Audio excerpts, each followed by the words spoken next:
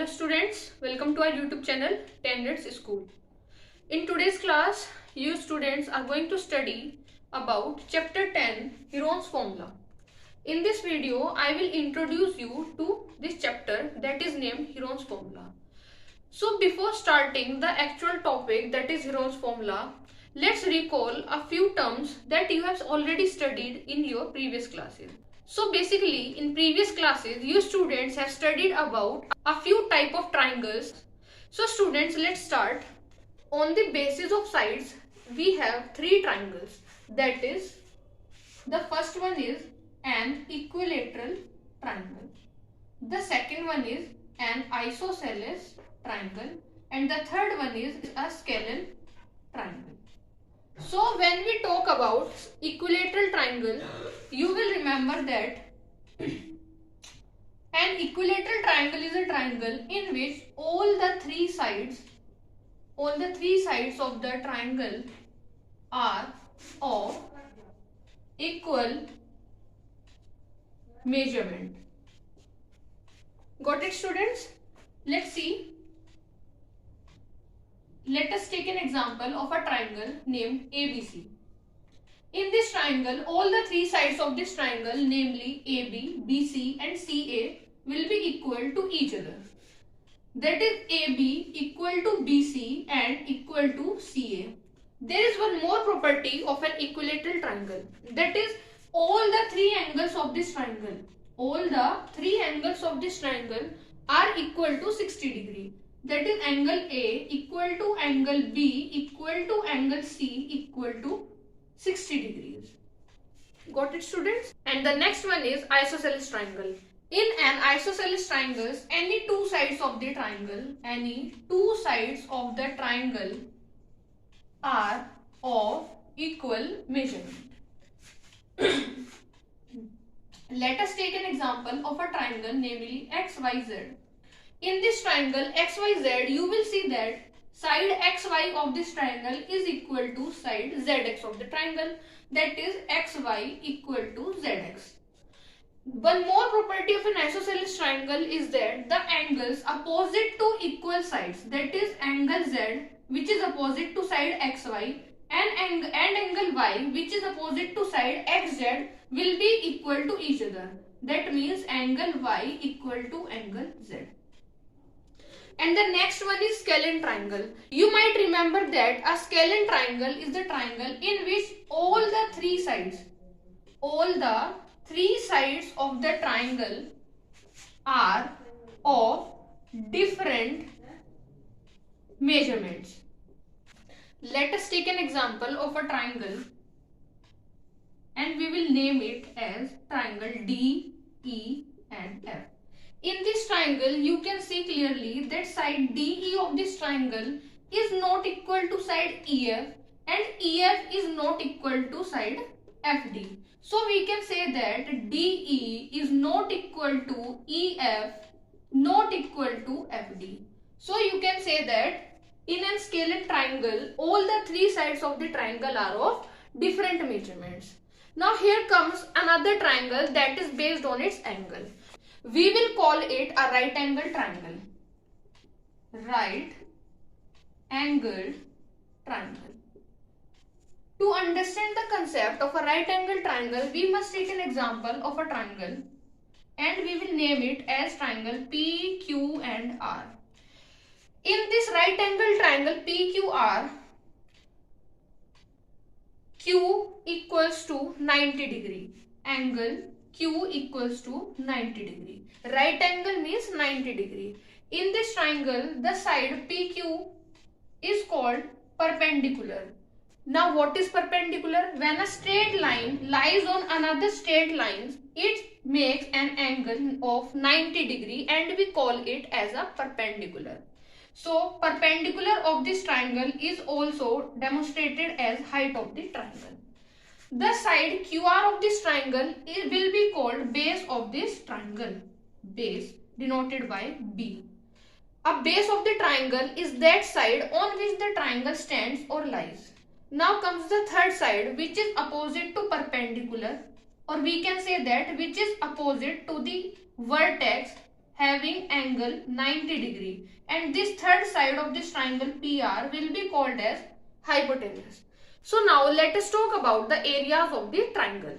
In earlier classes, you students have already studied about formulas of finding area of the triangle.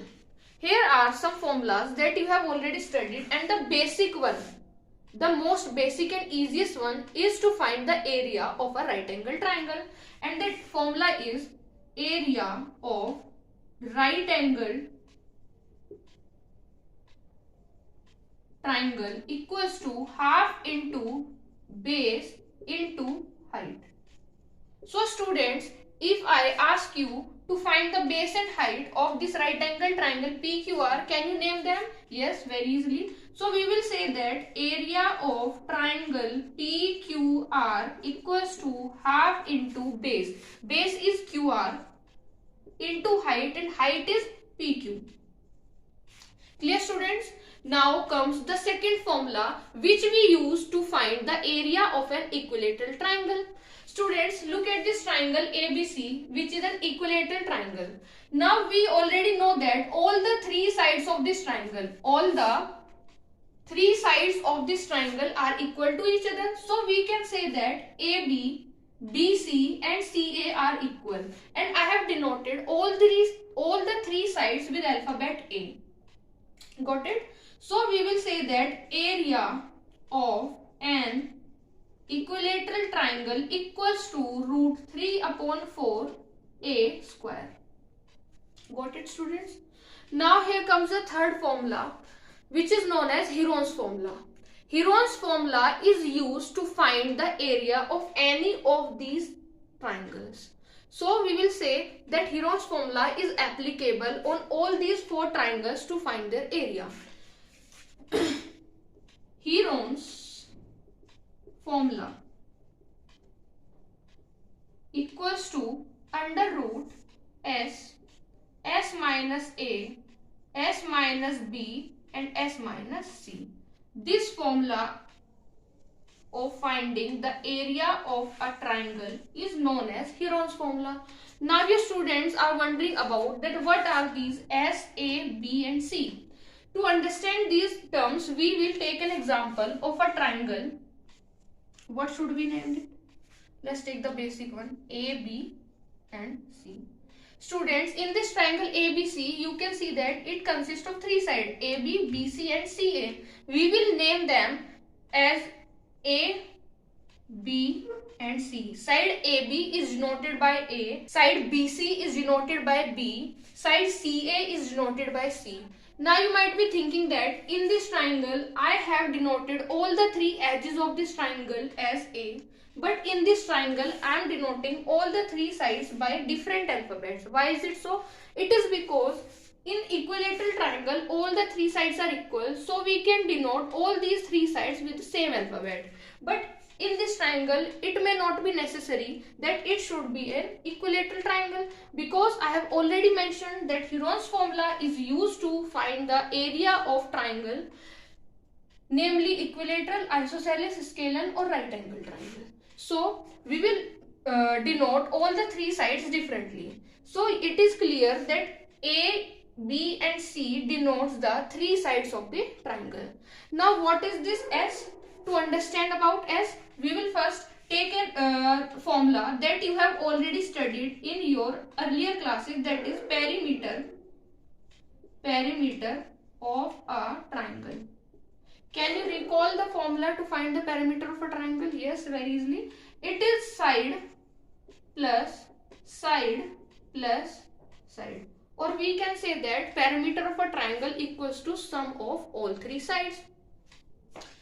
If we compare this formula to this triangle, we can say that perimeter of triangle ABC equals to A plus B plus C.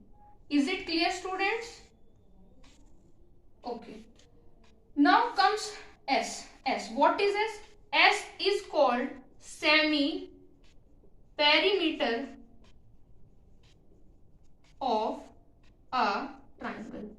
Because semi means half, so we will say that semi-perimeter of a triangle equals to half of perimeter of a triangle, or we will say that a plus b plus c upon 2. So it is clear that semi-perimeter of a triangle is sum of all three sides divided by 2, or we can say that semi-perimeter is the half of the perimeter of a triangle. So it is clear now that Heron's formula equals to under root s minus a, s minus b and s minus c. I hope all of you have understood this concept clearly, and if you are having any doubts or facing any problem in this concept, you can freely comment in the comment section. That's all for today's class. Thanks for watching this video, and don't forget to like the video and subscribe my channel. Thank you.